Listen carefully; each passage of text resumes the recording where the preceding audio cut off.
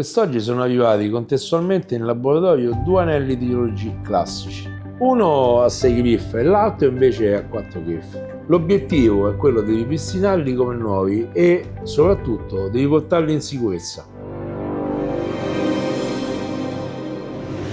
Entrambi presentano lo stesso identico problema, cioè l'usura delle griffe è avvenuta in circa 20-30 anni di onorato servizio. In questo caso le proprietarie dei due anelli, non avendoli certamente mai fatti controllare, sono incappate nello smarrimento dei diamanti. Questo comporta l'angoscia, rimorso, la rabbia per il valore intrinseco dell'oggetto, ma anche per quello affettivo. Spesso ci scrivono rappresentando questi sentimenti nel nostro sito. Il lavoro di ripristino consta di ben 14 passaggi, come potete vedere qui elencati.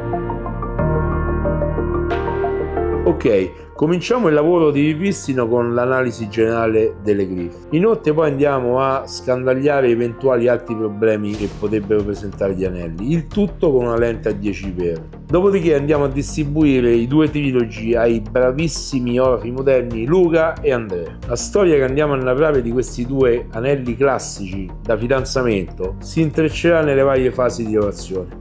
Intanto cominciamo con l'infosto delle griffe che, dopo l'incassatura, andiamo a rimuovere le ultime imperfezioni al laser, come potete osservare.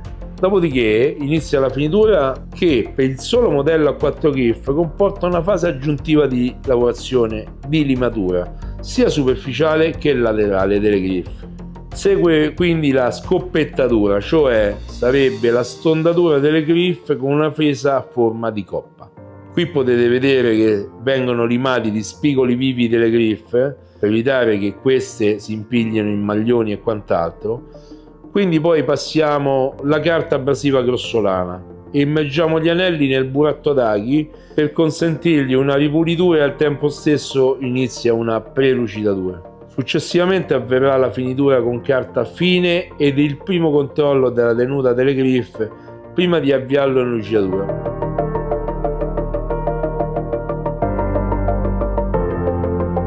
In seguito i due trilogi vengono immersi nella vasca ultrasuoni per una pulizia e li proietteremo sotto un forte getto di vapore, questo al fine di conferirgli una maggiore lucentezza e una migliore rodiatura. E voilà! Ecco ritornato a questi due splendidi trilogi l'antico splendore, ma soprattutto la necessaria sicurezza che vi consentirà di portarli in totale tranquillità.